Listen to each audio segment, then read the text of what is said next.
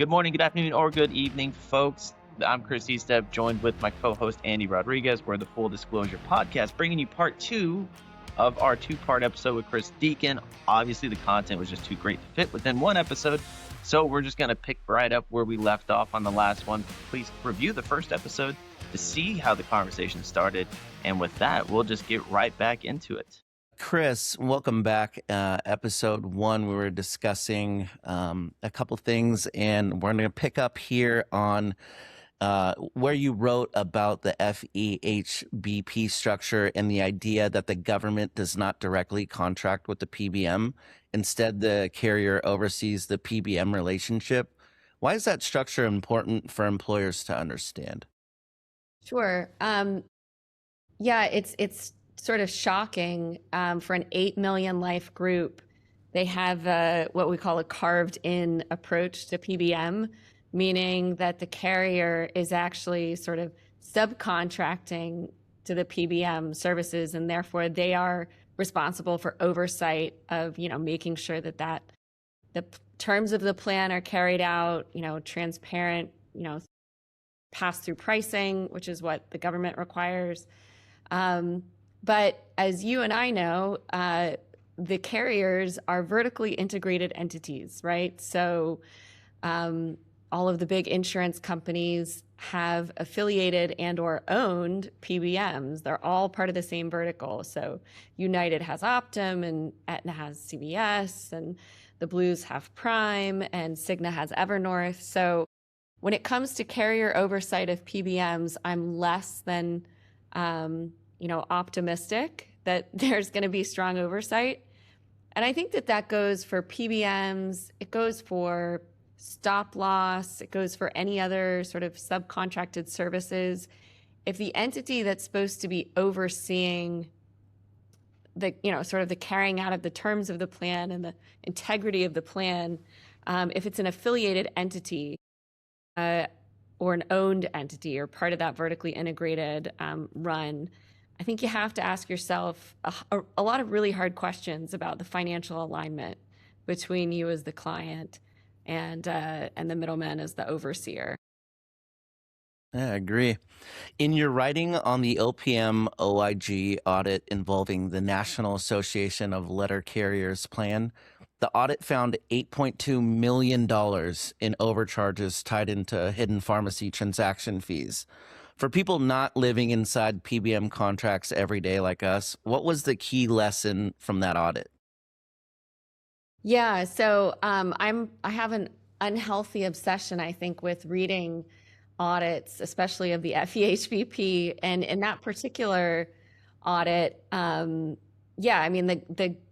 OIG, the Office of Inspector General, who's responsible for sort of auditing on a very limited basis the OPM and the letter carriers plans, they found that there's, again, pass-through pricing requirements, that rebates are required to be passed through to the government, and that, they tried to make it such that, the policy is that you can call it one thing, but, if it looks like a rebate and it smells like a rebate, it's got to be classified as a rebate.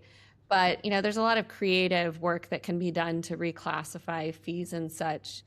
So, yeah, the lesson, I guess, here is, you have to be somewhat skeptical.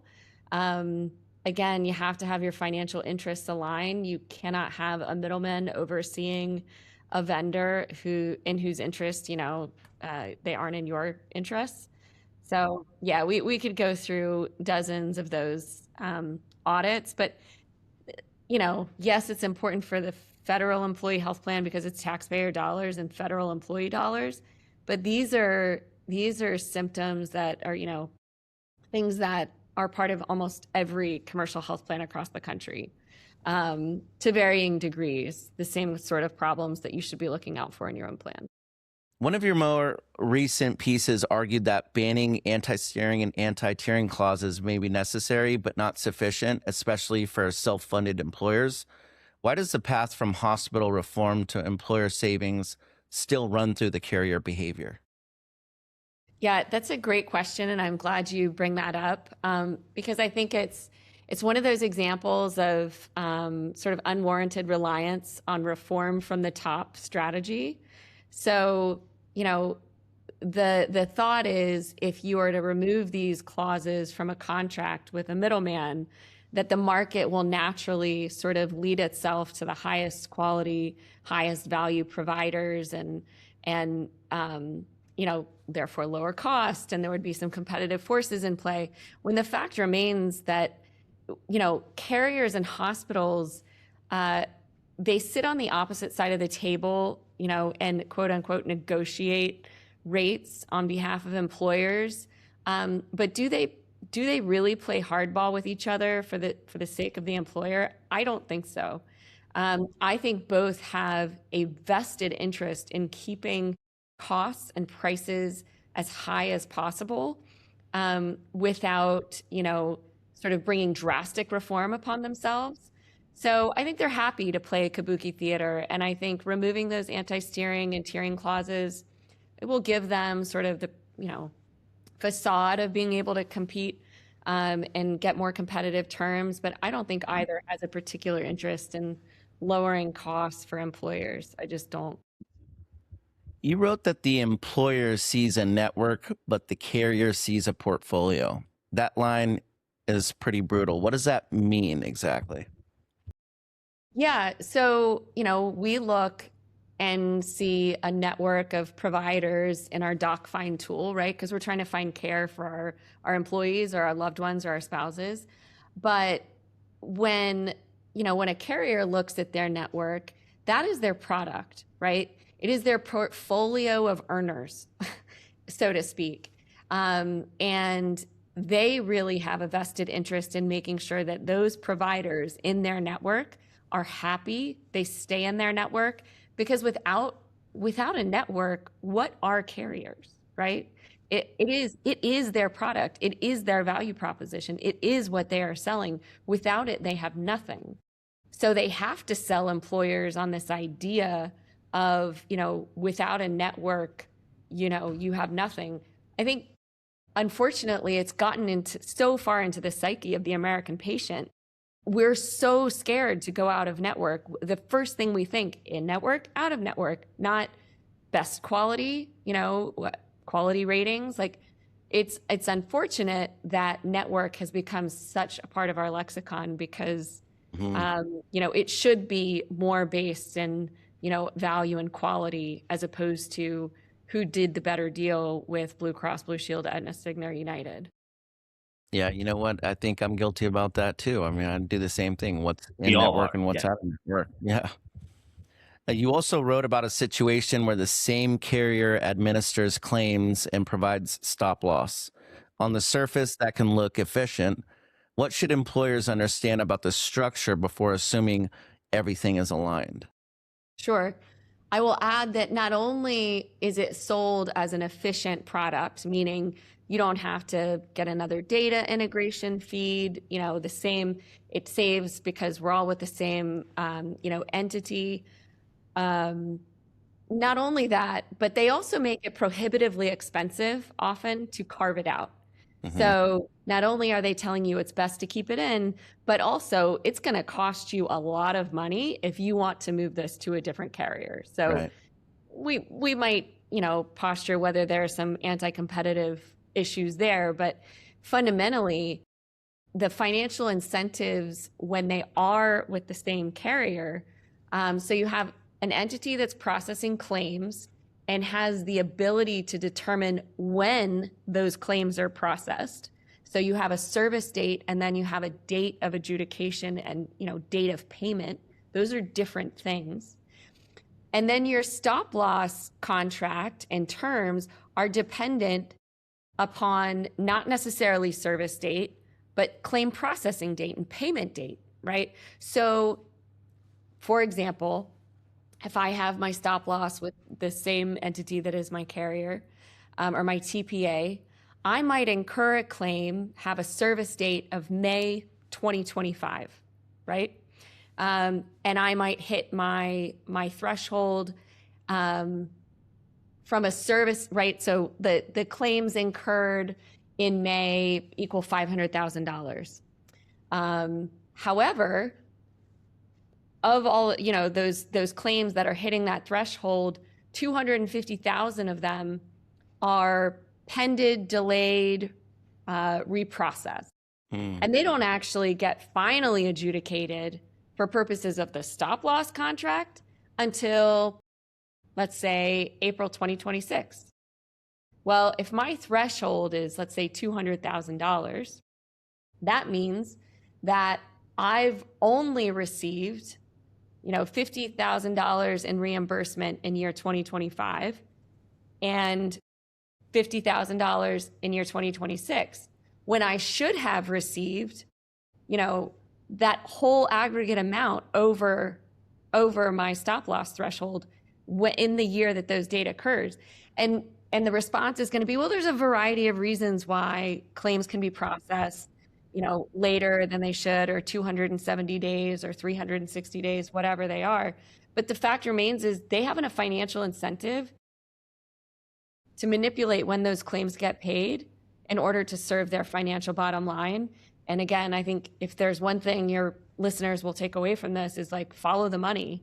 And of course you have to pay attention to those financial incentives. So if you do have to keep your stop loss with the same carrier because it is prohibitively expensive to move, or they just simply don't let you have to keep track of those dates, right? Service date, payment date, to make sure that there is no funny business happening. It's a funny business, right? I mean, like any other industry, playing with the numbers and the profits there's a quick path to jail for doing something like that. And then you just throw in the insurance industry and it's just it's just how it is. Right. Yeah, for sure. Very strong point. I mean, no one's more interested in your money than you are. My dad taught me that a long time ago. You've covered PBMs, hospitals, carriers, 340B, stop loss, claims data, and federal policy. Is there one issue you think is still underappreciated by employers and brokers right now? I mean, those are all really important issues. I don't know that there's one particular area that is underappreciated,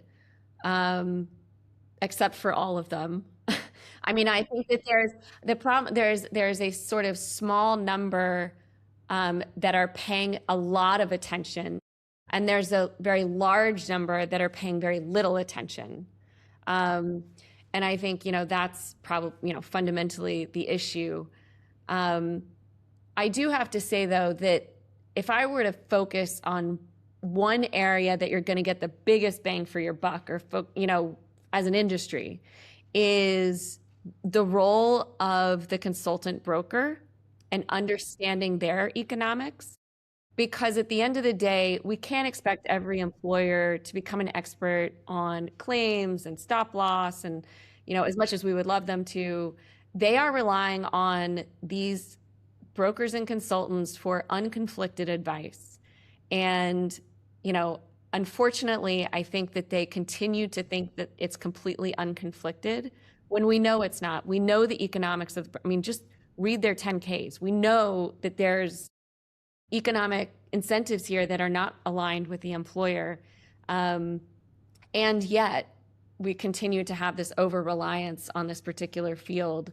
And so the quicker we realize that and either solve for it by moving to more fee-based models, or make informed decisions, understanding the conflicts that exist.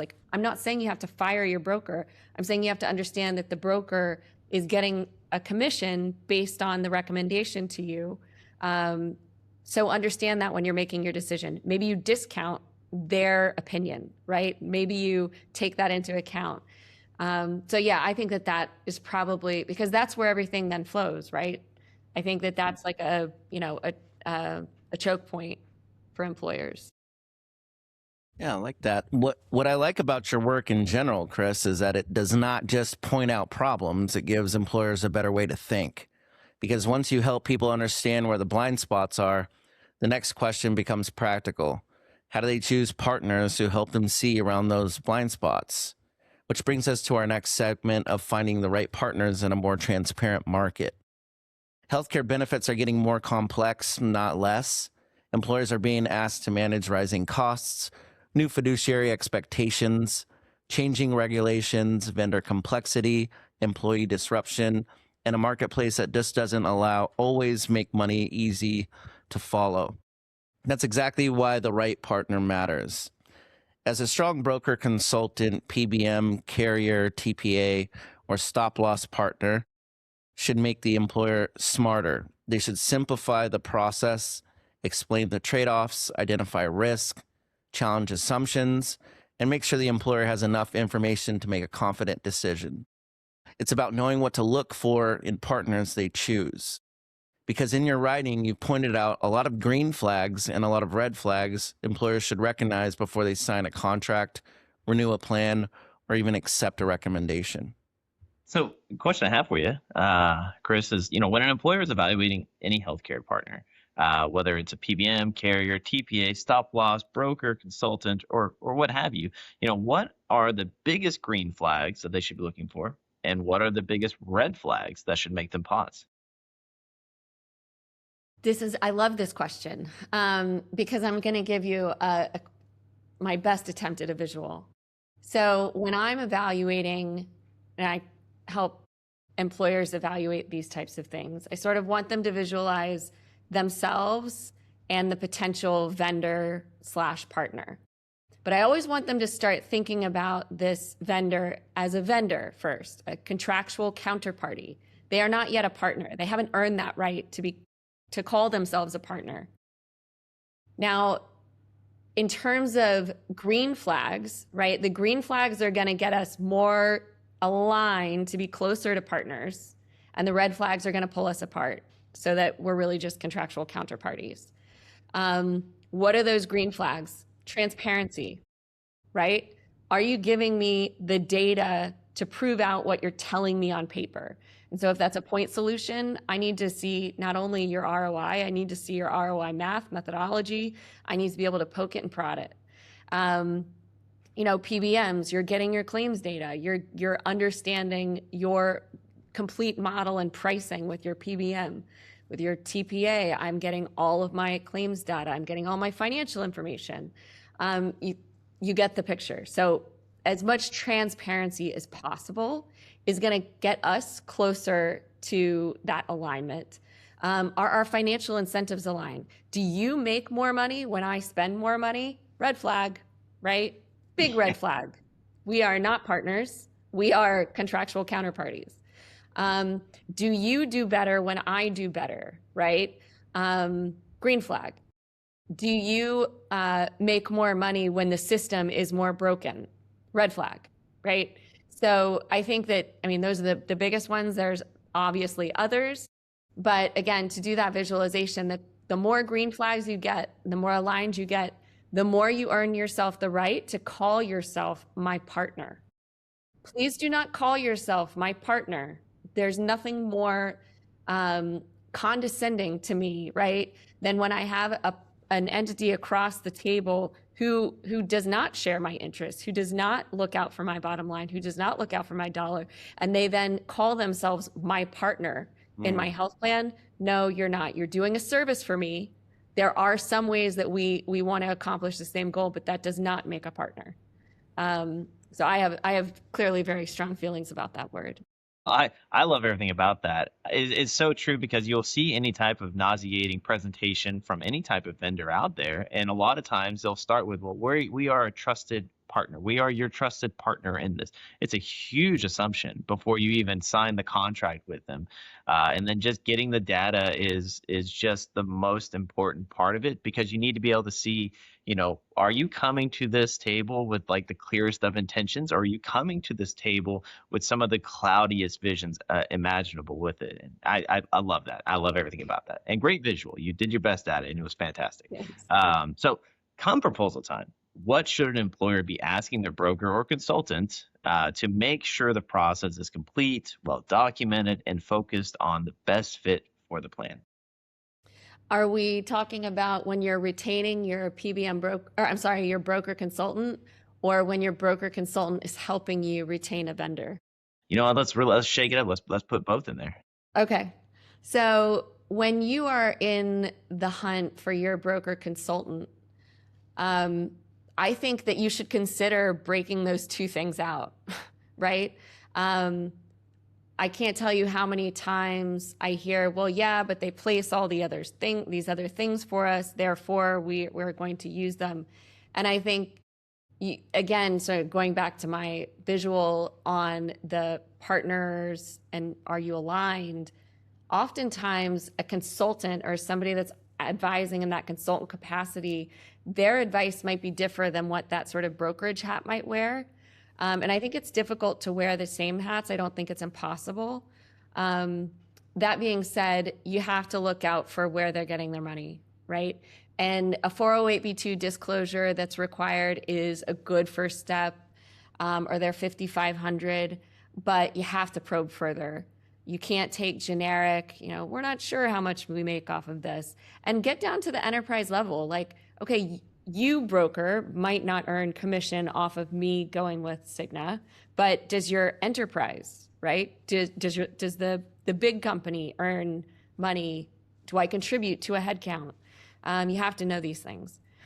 And then you make a decision based on that, amongst other things. When your broker vendor or broker consultant is helping you renew with a vendor or go to market for other services, PBM, TPA, stop loss, number one, you have to ask to see the materials. I am shocked that employers are still told that they don't get to see the questionnaires that go out to the bid invite list. So I want to see the invite list, right? I want to see the questionnaire that's going out to the potential bidders. Is the first question, are you willing to pay $50,000 in fees, right? Like, is this a pay to play? You have to understand it. And again, it all goes back to the economics. What are the incentives of your broker consultant related to each of the bidders? Pay special attention to guarantees. Usually they're meaningless. Unless you really understand what you're looking at. I think I could give a master class on like the red flags to look for in that renewal process.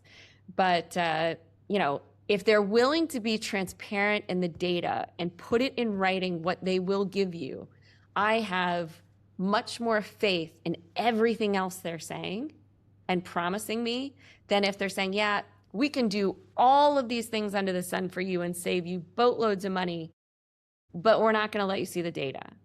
Like, you're falling very far down on my list if that's what you expect me to trust. Absolutely. And the guarantees being oftentimes kind of meaningless, I always associate that kind of like, you remember when the Snuggie came out? It was this weird thing that everyone loved, and they could upcharge you. It's a backwards road, people, that they can just stick a higher price on it. That's what a lot of these guarantees are. It's just to kind of make you be like, oh, that's cool. At the end of the day, you already have one hanging in your closet. But I digress. So what should a strong... One example that I think that so many employers completely sort of place that such misplaced faith in is the payment accuracy and claim accuracy for TPAs. Usually those guarantees are they're saying, well, 99% will hit it, or 96% will hit those two metrics. And if you look at the fine print, a couple of things stand out. Number one, it's at the claim count level, not claim value level. So you could get 0.002% of my claims wrong and cost me 20% of my planned spend. Right. Very important to understand. Number two, usually they're measuring that at like a unit level, not at a client level. So my claims are going in with like a whole other, tons of different employers. Are they being accurate at that class level as opposed to me as an employer? Quite frankly, I don't care if they process everyone else's claims wrong and mine right, as long as you get mine right, So those are two areas where I see employers say, yeah, but I have this really great guarantee that they're going to pay with 99% accuracy. And I saw that they met their guarantee last year. It's meaningless. Yeah, absolutely. And there's so many things employers need to pay attention to. I love the fact that you're on this episode because I have so many employers I'm just going to send this to because there's questions they don't even think to ask, right? I've come across it so many times, and they just look at it from the face value. And speaking of face value, right? If a vendor is sitting here saying that certain information is proprietary, how should an employer and their advisor work through that without blowing up the relationship, but still protecting the plan? I mean, I think one of the best tactics is to look and see what is already required to be in the public domain. So we have the hospital price transparency rule, which mandates that all hospital negotiated rates be made public. We also have the transparency and coverage rules, right? That mandates all negotiated rates published by the carriers and the health plans be made public. So I would start there. So if there is some notion that a negotiated rate is somehow confidential or proprietary, you can point to the federal law and say, well, in fact, you're required to publish this on a regular basis and put it in a public space in a machine readable file. How is that confidential and proprietary if it is public? I mean, I think that's a great place to start. But I mean, there's lots of different approaches to take. Unfortunately, it will, you might not blow up a relationship, but you will make it very tense. And you have to. You can't go into these conversations, expecting to have kumbaya moments because you're not going to accomplish anything. You have to go in ready to have a stiffen your back up a little bit, stiffen your spine. It's going to be uncomfortable, and that's okay. And that's how where you're the growth going to comes make in. progress. Yeah. Mhm. Yeah. And I think it all relates back to the former word partners, right? I mean, you have your advisors, you have these relationships, but at the end of the day, you do want to get to that level of being a partner. If you are a broker, a consultant, or even a vendor, but you have to prove it. And I think the best partners, and we've mentioned this earlier, should not make employers feel like they're being difficult for asking some of these questions. They should really make employers feel more confident because the answers are clear. I think that's a much healthier way to frame this conversation. I mean, a lot of times a lot of people say, well, it's employer versus broker. Well, it's not. Or it's broker versus PBM or vendor versus fiduciary. I mean, at the end of the day, it's really about whether the people around the plan are helping the employer make better decisions, document those decisions, and protect the members those decisions impact. And now that really brings me to our final question that I want to end on with you, which is, after everything you've seen from public plans, congressional testimonies, audits, litigation, contracts, and employer conversations, what is one truth about American healthcare purchasing that you wish every employer, broker, consultant, and policymaker understood? One truth that I wish everybody understood. I think I'm going to go back to the idea of partners and partnership. I wish that employers understood and policymakers understood that insurance carriers, PBMs, and list any number of vendors are not always looking out for their client.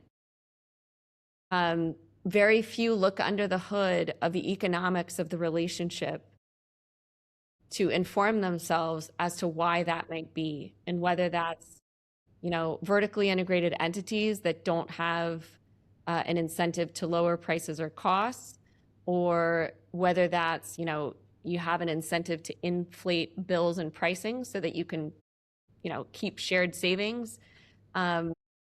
I wish there was a little less intellectual laziness in accepting that, pitch for what it is.